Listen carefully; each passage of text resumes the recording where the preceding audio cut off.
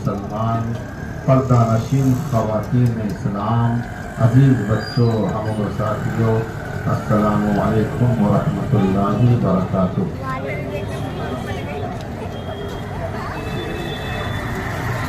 جو بڑے حضرات ہیں وہ ذرا آگے آ جائیں اور چھوٹے بچوں کو ذرا پیچھے کر دیں، اس لیے کہ بچے کبھی کبھی شور بھی کرتے ہیں تو ڈسٹرب ہوتا ہے۔ آپ بڑے ہیں، جب آپ کی توجہ ہماری طرف ہوگی تو ہمارا بھی مزاج بنے گا۔ تو بلا تکلف جو حضرات پیچھے بیٹھے ہیں وہ آگے آ جائیں۔ ہمیشہ آپ آگے بیٹھنے کی کوشش کیجیے، آپ آگے بیٹھیں گے تو آپ کے جو بچے ہیں وہ آپ کو دیکھ کر وہ بھی آپ کے نقش قدم پر چلتے ہوئے آگے بیٹھنے کی کوشش کریں گے۔ آج ہماری گفتگو کا عنوان ہے نماز کی اہمیت۔ دیکھیے، کل آپ نے کلمہ شریف کی برکت، اس کی عظمت، اس کی شان ملاحظہ کیا۔ گویا کہ کلمہ پڑھنے کے بعد انسان مسلمان ہو جاتا ہے، اور جب مسلمان ہو گیا تو اس کے لیے کچھ چیزیں ایسی ہوتی ہیں جس کو اسلام نے فرض قرار دیا ہے۔ انسان عاقل، بالغ، ہوش و حواس والا ہے، مسلمان ہے، تب اس پر نماز فرض ہوتی ہے۔ یہ ارکان اسلام میں سے ایک اہم رکن ہے۔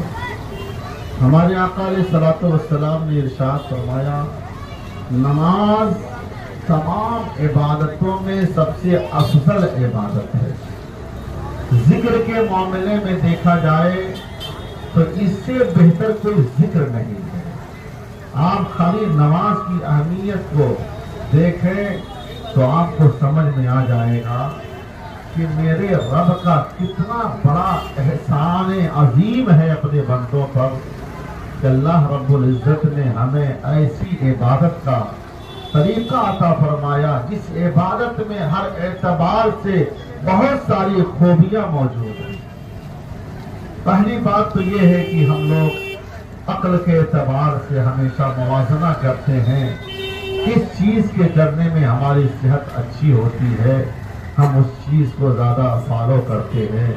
ڈاکٹر نے آپ کو بتایا کہ ڈائبٹیز کے جو مریض ہیں، شوگر کے جو مریض ہیں، وہ روزانہ صبح کو پیدل چلا کریں، ہریالی زمین ہے اس پہ ننگے پاؤں چلا کریں تو ان کی ڈائبٹیز نارمل ہو جائے گی۔ ہم بہت جلدی سے ایک ڈاکٹر کی بات کو سن کر اپنی صحت کو صحیح کرنے کے لیے اس کی باتوں پر عمل کرتے ہیں۔ میں قربان جاؤں اپنے خالق و مالک کی اس ذات پر جس نے ایسا قانون بنا کے پیش کر دیا کہ اے میرے بندے، تمہیں کہیں جانے کی ضرورت نہیں ہے، نہ تمہیں پیدل چلنے کی ضرورت ہے، تو صرف اور صرف میری بندگی میں لگ جا، انشاءاللہ تیری تمام بیماریاں نماز کی برکت سے دور ہو جائیں۔ میں اتنا وقت نہیں ملتا مجھے کہ تفصیل میں جاؤں، لیکن اتنی بات ضرور عرض کرنا چاہوں گا۔ آپ کے ذہن میں یہ سوال پیدا ہو سکتا ہے کہ آخر یہ نماز کا طریقہ کیسے رائج ہوا؟ ہم لوگ نماز پڑھتے ہیں نا، غور کیجئے، کوئی پوچھ بھی دے کہ بھائی یہ نماز کا دستور کیسے پیدا ہو گیا، آخر نماز کا قانون کیسے بن گیا؟ اور بھی کوئی کام کر سکتے تھے، جیسے ہم خیرات کرتے ہیں، غریبوں کی مدد کرتے ہیں، حج کرتے ہیں، قربانی کرتے ہیں، یہ سب عبادتوں میں شامل ہے۔ لیکن یہ 5 وقت کی جو نماز ہے، آخر اس کی شروعات کہاں سے ہوتی ہے؟ اللہ تبارک و تعالیٰ نے کس کی عبادت کو پسند فرمایا جس کی وجہ سے یہ نماز ہم تمام بندوں پر جو عاقل بالغ ہیں فرض قرار دے دیا؟ سننا پسند کریں گے آپ؟ ذرا بول دیجیے تو ایک بار کہہ کے سبحان اللہ، پھر بول دیجیے الحمدللہ، پھر کوئی یہ بولیے اللہ اکبر۔ اب سنیے، ایک طویل حدیث ہے، یعنی ایک بڑی حدیث ہے۔ आकाए नामदार सल्लल्लाहु अलैहि वालैहि वसल्लम ने इरशाद फरमाया कि अल्लाह रब्बुल इज्जत ने हजरत जिब्रील अमीन को पैदा फरमाया। किसको? जिब्रील अमीन जो सैयदुल मलाइका है, फरिश्तों के सरदार है, मैं उनकी बात कर रहा हूँ। रब ताला ने जब पैदा फरमाया तो उनके पर को भी पैदा किया साथ में। इतना हसीन, इतना खूबसूरत कि जिब्रील अमीन कहने लगे, मौला तूने मुझे बड़ा हसीन बनाया है, इतना खूबसूरत तूने बनाया है। तो रब का शुक्रिया अदा करने के लिए अपनी मर्जी से, अपनी तबीयत से हजरत जिब्रील अमीन ने 2 रकात नमाज अदा की। बुलंद आवाज से बोल दीजिए, 2 रकात नमाज अदा की। हमारी तरह नहीं, हर रकात में, यानी 1 रकात नमाज अदा करने में 20,000 साल लगा।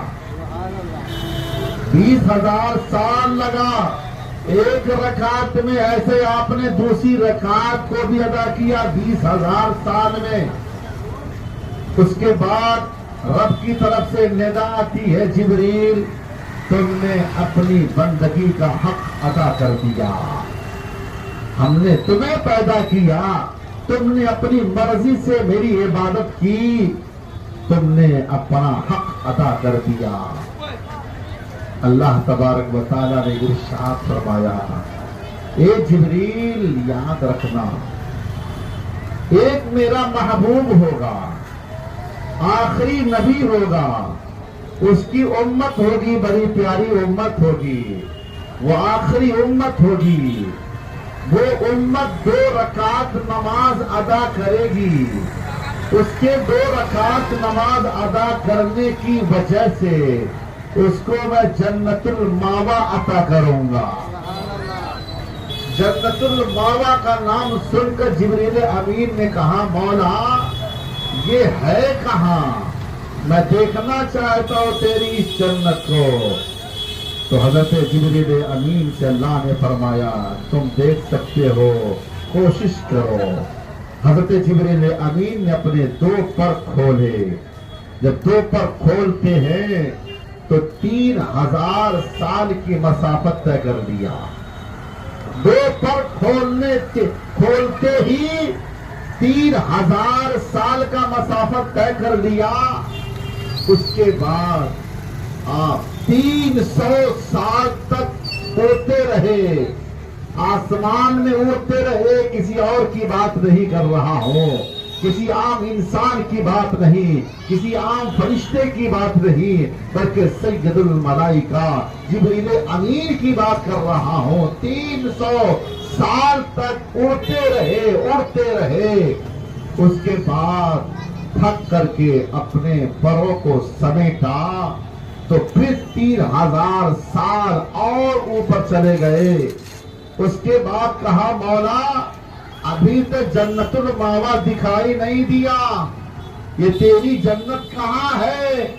अल्लाह रब्बुल इज्जत ने इरशाद फरमाया, ए जिब्रील अमीन, अभी तो तुम 300 साल चले हो, अगर तुम 4,000 साल भी उड़ते रहो तब भी तुम उसके रास्ते इतने अजीम हैं कि उसके 10वें हिस्से तक भी नहीं पहुंच सकते। जन्नत इतनी मसाफत पर है कि उसके 10वें हिस्से तक नहीं पहुंच सकते। हजरत जिब्रील अमीन ने कहा, मौला तू इसको किसके लिए बनाया? कहा, मेरे आखिरी नबी की उम्मत के लिए बनाया। जरा खुश हो जाओ मुसलमानों, हम जमीन पर बैठे हैं, हम तवज्जो भी नहीं करते हैं, लेकिन मेरे नबी से अपना रिश्ता इतना अजीब हो गया कि नबी के सदक़े में अल्लाह तबारक व तआला ने हमें 2 रकात नमाज के बदले जन्नतुल मावा अता किया है। उस जन्नतुल मावा का जायजा जिब्रील अमीन नहीं ले सकते, उसको देख नहीं सकते, उसकी ज़ियारत नहीं कर सकते, اور وہ ہمارا مسکن اللہ نے بنا دیا. تو اب سمجھ میں آ گیا کہ نماز کا طور طریقہ قاعدہ قانون کہاں سے ملا؟ جبریل امین سے ملا. جبریل امین نے کہا مولا میں نے تو 2 رکعت پڑھی 20,000 سال میں، اور تیرے محبوب کا امتی پڑھے گا چند منٹ میں، اس کا مقام اونچا کیسے ہوگا؟ یہ امپورٹنٹ ہے، یہ اہمیت کی حامل ہے. اس جملے پر غور کیجئے. اللہ رب العزت نے ارشاد فرمایا جبریل تم نے جو عبادت کی ہے اپنی مرضی سے کی ہے. تم نے جو عبادت کی ہے اپنی مرضی سے کی ہے، اور میرا بندہ جو عبادت کر رہا ہے میرے حکم سے کر رہا ہے، میرے حکم سے کاروبار چھوڑ دیتا ہے، بہت ساری مصروفیات کو ترک کر دیتا ہے، نماز کا وقت ہوتا ہے، بہت سارے کام کو بالائے طاق رکھ کر خدا کا حکم سامنے رکھتے ہوئے اللہ کی بندگی میں جھک جاتا ہے. اس لیے اے جبریل وہ بندہ جنت الماوا کا مستحق ہوا. سمجھ میں آ گیا کہ نماز کی بڑی اہمیت ہے، اتنی اہمیت ہے. ایک اور حدیث سماعت کیجیے. آقا نامدار صلی اللہ تعالی علیہ وآلہ وسلم نے روضۃ العلماء ایک کتاب ہے، اس کتاب کے حوالے سے یہ حدیث پاک نقل کیا گیا. حضرت عقیل اور دیگر لوگ راوی ہیں، فرماتے ہیں کہ پیارے آقا علیہ الصلوۃ والسلام نے ارشاد فرمایا معراج کی شب جب میں چلا آسمانوں کی سیر کرنے تو میں نے دیکھا پہلے آسمان کے جو فرشتے ہیں وہ قیام میں ہیں. دوسرے آسمان پر میں گیا دیکھا تو دوسرے آسمان کے فرشتے رکوع میں ہیں. تیسرے آسمان پر پہنچا میں نے دیکھا وہ تمام کے تمام فرشتے سجدے میں ہیں. میں نے پوچھا یہ کب سے رکوع اور قیام اور سجدے میں ہیں؟ بتایا گیا کہ جب سے پیدا ہوئے ہیں تب سے اللہ تعالیٰ نے ان کی ڈیوٹی ہی یہ دے دی ہے کہ اے پہلے آسمان کے فرشتوں تمہیں صبح قیامت تک قیام ہی میں رہنا ہے. اے دوسرے آسمان کے فرشتوں تمہیں اپنی پیدائش سے لے کر صبح قیامت تک رکوع میں ہی رہنا ہے. اے تیسرے آسمان کے فرشتے تمہاری پیدائش سے لے کر صبح قیامت تک تمہیں سجدے ہی میں رہنا ہے. اے چوتھے آسمان کے فرشتے تمہیں پیدائش سے لے کر صبح قیامت تک تشہد میں رہنا ہے. اے پانچویں آسمان کے فرشتے تمہاری پیدائش سے لے کر صبح قیامت تک تسبیح و تحلیل میں رہنا ہے. اے چھٹے آسمان کے فرشتے تمہاری پیدائش سے لے کر صبح قیامت تک تکبیر اور تحلیل میں رہنا ہے. اور اے ساتویں آسمان کے فرشتے تمہاری پیدائش سے لے کر صبح قیامت تک السلام علیکم ورحمۃ اللہ ہی کہنا ہے. اس سمجھ میں بات آ رہی ہے. اللہ تعالیٰ نے فرمایا اے محبوب یہ تمام فرشتوں کی جو عبادت ہے میں نے آپ کو نماز کی شکل دے کر آپ کو تحفے میں عطا کر دیا ہے تاکہ آپ اور آپ کی امت جب یہ نماز ادا کرے گی قیام کرے گی زمین پر آسمان کے فرشتے کی سنت پائی جائے گی. رکوع کرے گی زمین پر آسمان کے فرشتوں کا رکوع اس میں شامل ہو جائے گا. اور زمین پر آپ کی امت نماز پڑھے گی یا سجدہ کرے گی تو آسمان کے فرشتوں کا سجدہ اس میں شامل ہو جائے گا. غرض کے آسمان کے فرشتے جن جن اداؤں کو پیش کر رہے ہیں وہ تمام ادائیں آپ کی نماز میں شامل ہو گئی. گویا کہ نماز زمین پر ہم پڑھیں گے اور تمام فرشتوں کی سنت زمین پہ نماز میں ادا ہوتی رہے گی.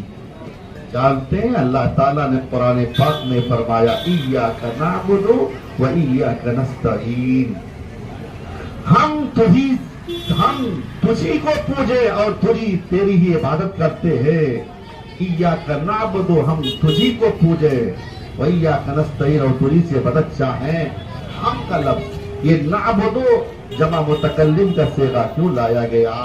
मतलब ये है कि हम जो नमाज अदा कर रहे हैं, हम जो इबादत कर रहे हैं, ये हम में हमारे साथ फरिश्ते भी शामिल हैं, अंबिया भी शामिल है, सहाबा भी शामिल है, सालिहीन भी शामिल है, मुत्तकी परहेजगार भी शामिल है। गर्जे के जितनी मखलूकात को नमाज पढ़ने के लिए अल्लाह ने लगा दिया है, वो तमाम मखलूकात हमारे इस नमाज में शामिल है। तो जब बंदे मर्दे मोमिन नमाज पढ़ता है तो तला एक नमाज जरूर नजर आती है, लेकिन उसकी उस नमाज में बहुत सारी मखलूकात का दर्द उसके अंदर पाया जाता है। ये खूबी है। इसीलिए कहा गया जब तुम खुदा की बारगाह में दुआ किया करो तो अपने लिए नहीं, गैरों के लिए दुआ किया करो, दूसरों के लिए दुआ किया करो। इसलिए कि जब दूसरों के दुआएं करोगे उसकी दुआ अल्लाह कबूल करेगा उसके हक में, और उसी के वजह से तुम्हारे हक में भी अल्लाह कबूल फरमाएगा। सैयदा फातिमा ज़हरा की पूरी जिंदगी गुजर गई। हसनैन करीमैन फरमाते हैं मैंने अपनी वालिदा मादा को देखा इबादत और रियाजत करते हुए, और जब मैंने दुआ करते देखा तो सिर्फ और सिर्फ गुनहगार उम्मत मुस्तफा की बख्शिश की दुआ करती रही। अपनी पूरी जिंदगी दुआ की है सैयदा फातिमा ज़हरा ने, तो किसके लिए की है? उम्मत मुस्तफा की बख्शिश की दुआ की है। हमें ये तर्ज मिलता है, हमें ये शऊर मिलता है, हमें ये तरीका मिलता है कि लोगों तुम भी अपने आप को नहीं दूसरों को अपने ऊपर तरजीह दिया करो। अपने भाई को तरजीह दोगे तो तुम्हारा काम खुद ब खुद आसान हो जाएगा। अपने भाई को खिलाओगे अल्लाह तुम्हारे यहाँ रोजियां भेज देगा।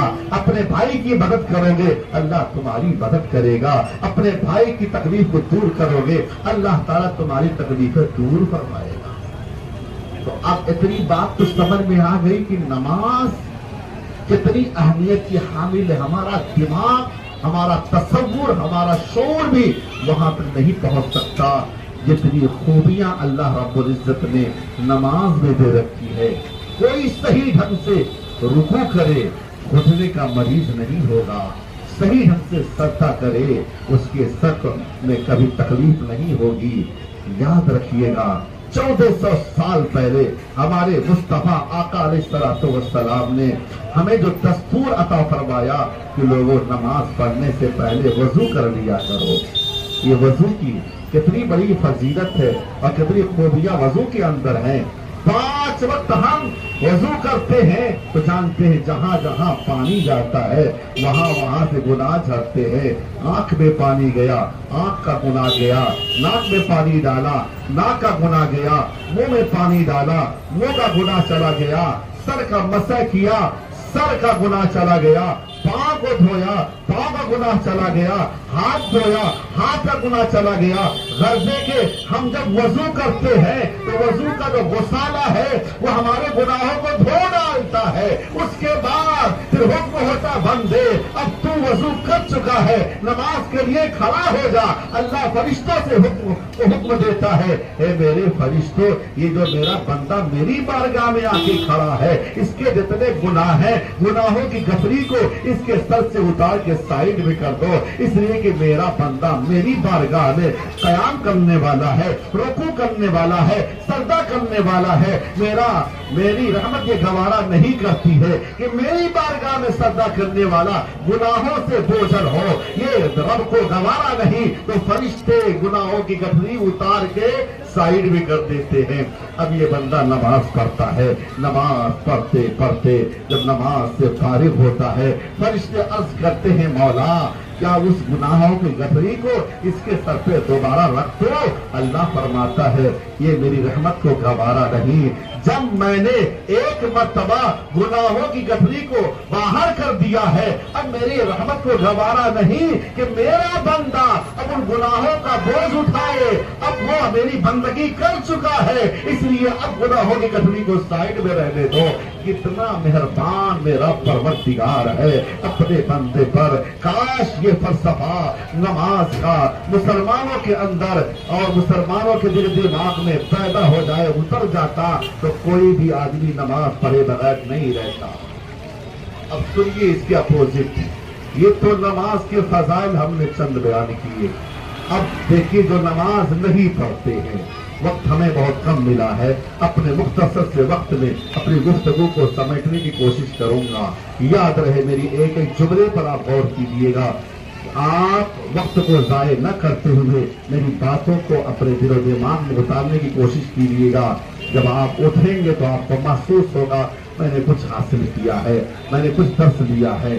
یاد رکھیے گا کہ ہمارے اور آپ کے پیارے آقا علیہ الصلوۃ والسلام ارشاد فرماتے ہیں قیامت کا دن ہوگا، نفسی نفسی کا عالم ہوگا۔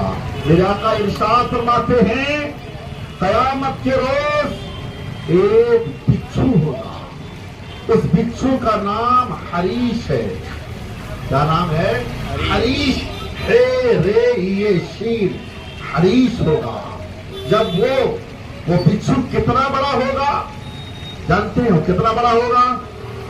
زمین و آسمان کے برابر، زمین و آسمان کے برابر وہ بڑا ہوگا۔ اللہ اکبر۔ اب وہ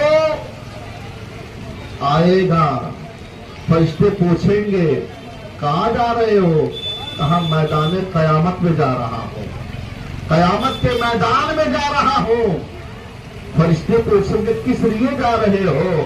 کہا میں 5 لوگوں کی تلاش میں نکلا ہوں، 5 لوگوں کی تلاش میں نکلا ہوں۔ توجہ سے سننا، یہ میرے گھر کی کہانی نہیں ہے، میرے مصطفیٰ کی زبانی ہے، میرے آقا کی حدیث بات ہے۔ ہمارے آقا علیہ الصلوۃ والسلام نے فرمایا وہ کہے گا 5 لوگوں کی تلاش ہے، ان کی تلاش میں میدان میں جا رہا ہوں۔ فرشتے پوچھیں گے کون ہے 5 لوگ جن کی تلاش میں تم جا رہے ہو؟ تو وہ بچھو کہے گا پہلے نمبر کا وہ جو وقت پایا، صحت پایا، تندرستی ملتے ہوئے نماز نہیں پڑھا، نماز کا تارک رہا، نماز کے قریب نہیں گیا، زندگی بھر نماز سے دور رہا، اس کو تارک صلاۃ کہا جاتا ہے۔ نمبر 1 پہ تارک صلاۃ، نماز چھوڑنے والوں کو بچھو تلاش کرے گا۔ میں پوچھنا چاہتا ہوں اے بے نمازیو، تم وہاں کس کو پکارو گے؟ تمہاری کون وہاں مدد کرے گا؟ کہ چند روزہ زندگی میں تم نے اپنے اوقات کو ضائع کر دیے، تم نے عبادت سے اپنے آپ کو محروم کر لیا۔ قیامت کے روز کون تمہارا حامی و ناصر ہوگا؟ کون تمہاری مدد کرے گا؟ یاد رکھنا وہاں کسی کی چلنے والی نہیں۔ ارے وہ تو ایسا وقت ہوگا انبیاء کرام کی حالت ہوگی کہ انبیاء کرام یا رب نفسی نفسی کہتے نظر آئیں گے۔ ایسے موقع پر تمہارا کیا حال ہوگا اور تم کس کو پکارو گے؟ اس لیے یاد رکھنا جانے سے پہلے توبہ کر کے 5 وقتہ نمازی بن جاؤ، اپنے رب کو یاد کرنے والے بن جاؤ، سجدہ کر کے اپنے رب کو راضی کر لو تاکہ صبح قیامت وہ بچھو کے تلاش سے بچ جاؤ، وہ تمہارا نام نہ لے، نمازی بن جاؤ گے تو یاد رکھنا وہ بچھو تمہیں تلاش نہیں کرے گا۔ دوسرے نمبر پہ کہا بچھو نے اللہ نے جس کو مار دیا، فراوانی دی، زکات ادا نہیں کیا، مال کھاتا رہا، زکات نہیں دیا، غریبوں کے حقوق کا پامال کرتا رہا، غریبوں کا جو حق تھا اسے نہیں دیا، اس لیے وہ حریش بچھو زکات نہ دینے والے کو تلاش کرے گا۔ تیسرا نمبر وہ جو شراب پیتا رہا، شراب میں بدمست رہا، پیسہ برباد کیا، صحت برباد کیا، زندگی برباد کیا، عزت کو داؤ پہ لگا دیا، معاشرے میں اپنے آپ کو تباہ و برباد کر لیا، کوئی اس کا نام لینا پسند نہیں کیا۔ یاد رکھنا اس شرابی کو وہ حریش نامی بچھو تلاش کرے گا قیامت کے روز۔ اور چوتھے نمبر کا وہ جو اپنے ماں باپ کا نافرمان ہے، جو اولاد اپنے ماں باپ کو تکلیفیں دے رہی ہے، جو بچے اپنے ماں باپ کی نافرمانیاں کر رہے ہیں، سلو پوائزن دے کر ماں باپ کو ستانے والوں माँ बाप की नाफरमानी करने वालों, याद रखना कयामत के रोज तुम्हें कोई बचाने वाला नहीं होगा। आज दुनिया में तुमने अपने माँ बाप को तकलीफ दिया है, अपने माँ बाप को सताया है, कयामत के मैदान में वो बिच्छू तुम्हें तलाश करेगा, कहां भाग के जाओगे, कहां तुमको रास्ता मिलेगा। इसलिए अल्लाह ने सेहत और तवानाइयां अता की है, जिनके बलबूते तुम दुनिया में वकार पा रहे हो, सेहतमंदी के साथ चलते नजर आ रहे हो। जिन माँ बाप ने बड़ी मशक्कतों के साथ तुम्हें पैदा किया है, उन माँ बाप की अहमियत को समझो, उनको उफ न करो, उनका एहतराम करो, उनको राजी करके खुदा को राजी कर ले जाओ। वरना याद रखना कयामत के मैदान में तुम्हारे माँ बाप भी तुम्हारी पुरसाने हाल और तुम्हारी मदद को नहीं आएंगे, बल्कि कोई तुम्हारा पुरसाने हाल नहीं होगा और न कोई तुम्हारी मदद करने वाला होगा। इसलिए जो जिंदगी मिली है, इस जिंदगी को गनीमत समझते हुए अपने माँ बाप को राजी कर लो। कितने ऐसे लोग हैं हजरत को खुश कर लेंगे, पीर साहब को खुश कर लेंगे, हज कर लेंगे, उमरा कर लेंगे, लोगों को करवा देंगे तो समझते हैं कि अल्लाह ताला राजी हो जाएगा। खबरदार खबरदार, इस गलतफहमी के शिकार न होना। तुम्हारे माँ बाप बूढ़े हो गए हो, कमजोर हो गए हो, नातवा हो गए हो, याद रखना तुम्हारी जन्नत भी तुम्हारे माँ के कदम के नीचे है, तुम्हारे लिए जहन्नम भी उन्हीं के कदमों में है। तुम चाहो तो जन्नत हासिल कर लो, तुम चाहो तो जहन्नम खरीद लो। तुमने अगर माँ बाप को राजी कर लिया है, अल्लाह ताला तुम्हें जन्नती बना देगा। तुमने माँ बाप को नाराज कर दिया है तो याद रखना कभी तुम्हें जन्नत मिलने वाली नहीं है। न पीर साहब की दुआएं तुम्हारे हक में कबूल होने वाली है, न किसी शेख और न किसी उस्ताद की दुआएं, और न तुम्हारा हज करना काम आने वाला है, न तुम्हारी कुर्बानियां काम आने वाली है, न तुम्हारे तमाम सदका व खैरात काम आने वाले हैं। जिसने माँ बाप को नाराज कर दिया, मैं चैलेंज के साथ कहता हूँ, उसको कोई भी राजी नहीं कर पाएगा और न उसको अल्लाह ताला उससे राजी होगा। अल्लाह तो साफ तौर पे फरमाता है, जिसके माँ बाप औलाद से राजी हो गए, मैं उससे राजी हो गया।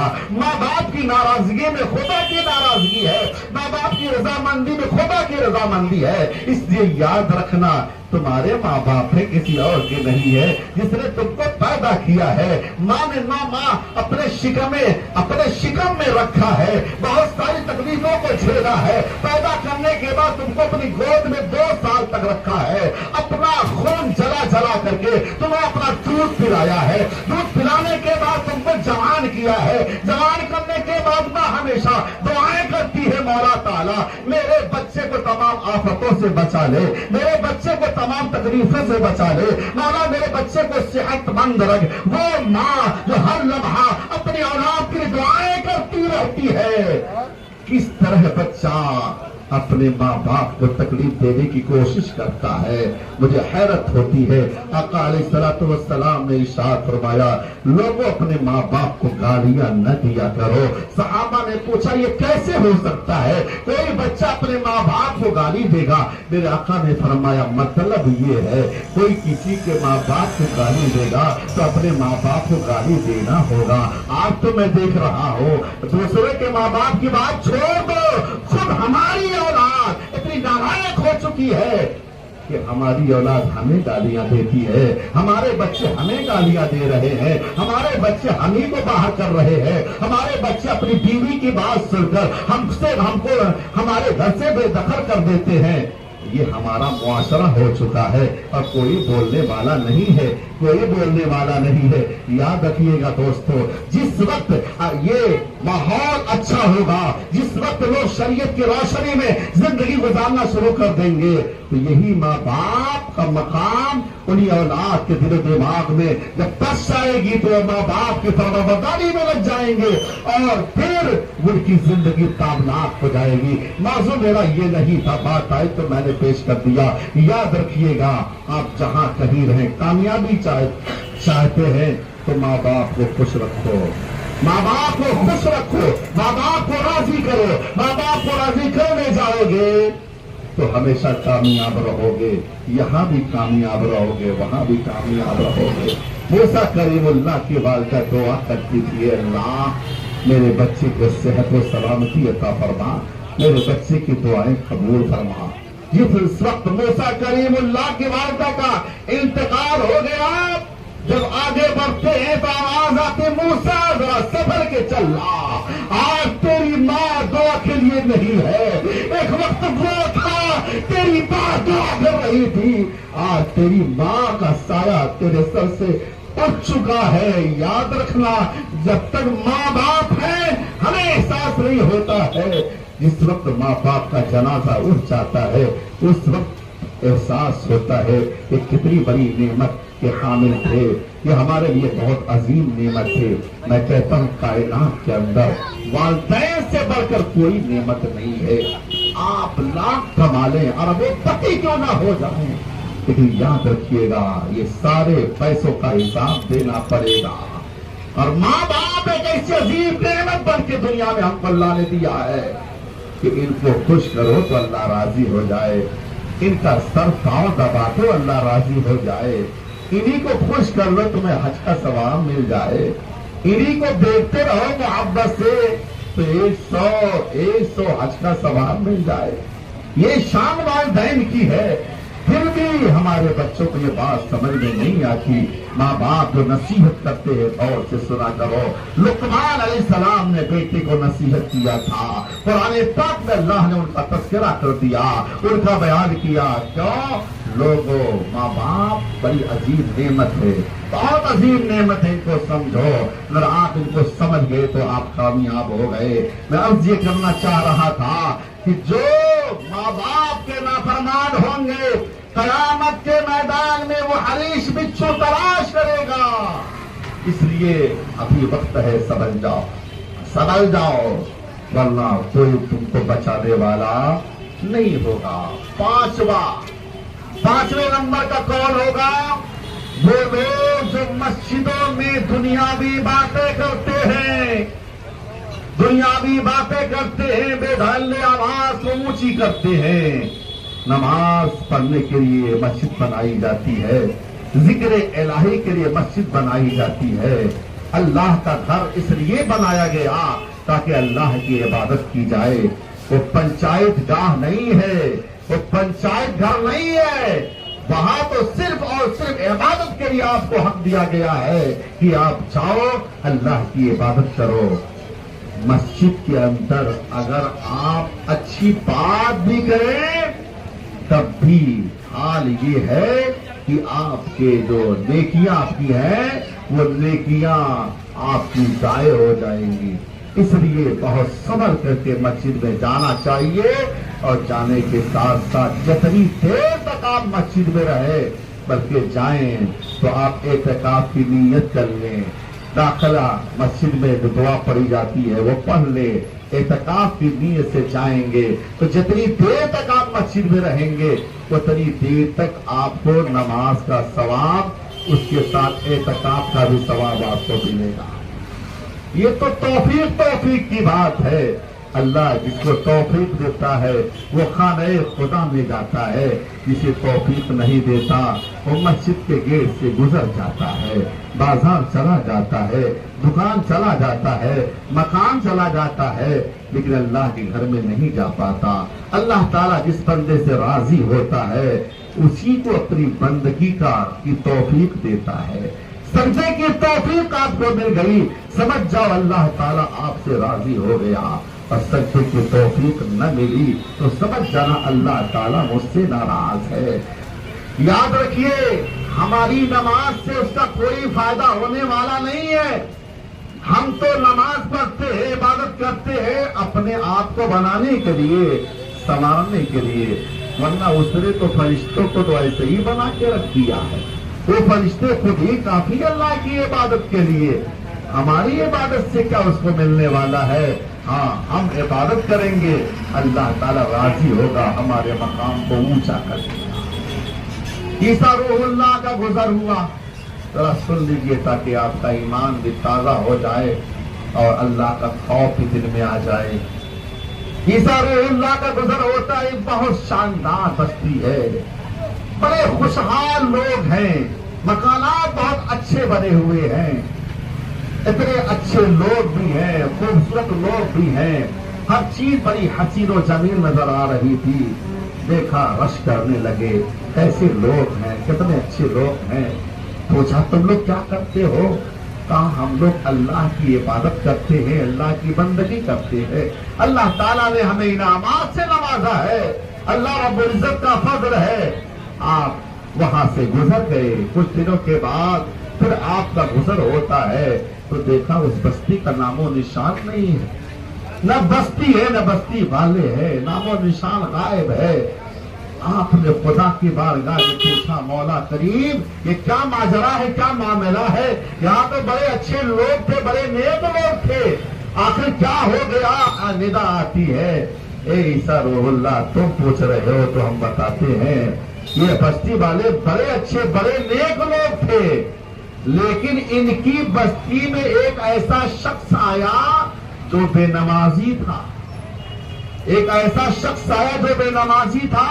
وہ بے نمازی یہاں آ کر ان کی بستی میں ہاتھ منہ دھو لیا، ہاتھ منہ دھونے کی وجہ سے اس کا جو پانی اس پر زمین پر پڑا، اس کی نحوست ایسی تاری ہوئی، اس کی نحوست کی وجہ سے، اس بے نمازی کی نحوست کی وجہ سے اللہ تعالیٰ نے پوری بستی کو ختم کر دیا۔ ذرا سوچئے، غور کیجیے، کتنے بے دھڑلے نمازی ہیں، چلتے ہیں بڑی شان کے ساتھ، سمجھتے بہت قابل ہیں، بڑے دانشور ہیں، بڑے عاقل ہیں۔ میں کہتا ہوں تم عقل نہیں رکھتے، تم بے وقوف ہو۔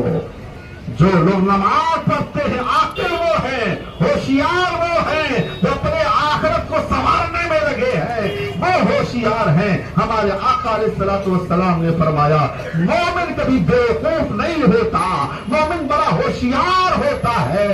اس لیے کہا کہ مومن کی فکر اپنے آخرت پر ہوا کرتی ہے، اپنے آخرت کو سنوارنے میں لگا رہتا ہے، اس لیے مومن کبھی بے وقوف نہیں ہوتا بلکہ وہ ہوشیار ہوتا ہے۔ یاد رکھیے دوستو، باتیں اور بھی عرض کرنی تھی، وقت اجازت نہیں دے رہا ہے۔ اپنی بات کو مکمل کرتے ہوئے یہ پیغام دینا چاہتا ہوں کہ آج امام عالی مقام کی بارگاہ میں آنے والوں، اسی نماز کی پابندی امام حسین نے کی تھی، اسی نماز کو قائم رکھتے ہوئے میدان کربلا میں میرا امام اپنی گردن کو کٹاتے ہوئے آخری سجدہ کر کے لوگوں کو پیغام دیا کہ لوگوں یہی وہ نماز ہے جس سے ہماری پہچان ہوتی ہے۔ اور ہمارے مولا جان نے کہا الصلاۃ معراج المومنین، نماز مومنین کی معراج ہے۔ اگر تمہیں معراج چاہیے نماز پڑھو، سجدہ کرو صحیح ڈھنگ سے، تمہیں معراج نصیب ہو جائے گی۔ میرے امام نے کربلا کی سرزمین پر آخری سجدہ جو کیا تھا وہ کیسا سجدہ تھا، ایسا سجدہ تھا کہ صبح قیامت تک میرے اس امام کے سجدے کا جواب دنیا کے پاس نہیں ہے۔ اسی لیے کسی نے کہا تھا ہو سکے تو لائیے دونوں جہاں میزان میں نے اسے زمین کربلا سے لے لیا۔ سجدے تو سب نے کیے، تیرا نیا انداز ہے، اور تو نے جو سجدہ کیا اس پر خدا کو ناز ہے۔ یاد رکھیے دوستو، یہ نماز کی برکت، نماز کی حفاظت کے لیے میرے امام کربلا میں رہے، نماز کبھی نہیں چھوڑی، کبھی نہیں چھوڑی۔ صحابہ کی زندگی کو دیکھے، نماز کبھی نہیں چھوڑی۔ میرے آقا آخری سانس تک نماز پڑھتے ہوئے کبھی نہیں چھوڑی۔ ہم انہی کے غلام ہیں، اس لیے انہی کے نقش قدم پر چلتے ہوئے پابندی کے ساتھ نماز ادا کریں۔ ایک وقت کی نماز جان بوجھ کر جو چھوڑ دے گا 2,88,00,000 برس جہنم میں جلنا ہوگا۔ یاد کر لیجیے، 2,88,00,000 برس جہنم میں جلنا ہوگا۔ ارے ایک دن کی بات نہیں کر رہا ہوں، ایک وقت کی نماز چھوڑنے کا جرم گناہ کیا ہے؟ 2,88,00,000 برس۔ لہذا سمجھ جاؤ، جتنی نمازیں قضا ہو گئی اسے ادا کر ڈالو۔ مرنے سے پہلے اللہ نے جو زندگی عطا کی ہے کم از کم ادا کر کے سبکدوش ہو جاؤ، کیونکہ سب سے پہلے جب پوچھا جائے گا قیامت میں تو روز محشر کی جاگتاز بود اولی پرسش نماز بود، سب سے پہلے نماز کے بارے میں پوچھا جائے گا، محشر کے دن نماز کا سوال ہوگا، لہذا نماز سے غافل نہ رہو، نماز پڑھ کے اپنے آپ کو بچا لو۔ اللہ تعالی ہمیں اور آپ کو پابندی کے ساتھ جماعت کے ساتھ نماز ادا کرنے کی توفیق عطا فرمائے۔ وآخر دعوانا الحمدللہ رب العالمین، استغفر اللہ ربی من کل ذنب واتوب الیہ۔ آپ حضرات کھڑے ہو جائیں، صلاۃ و سلام کی جانب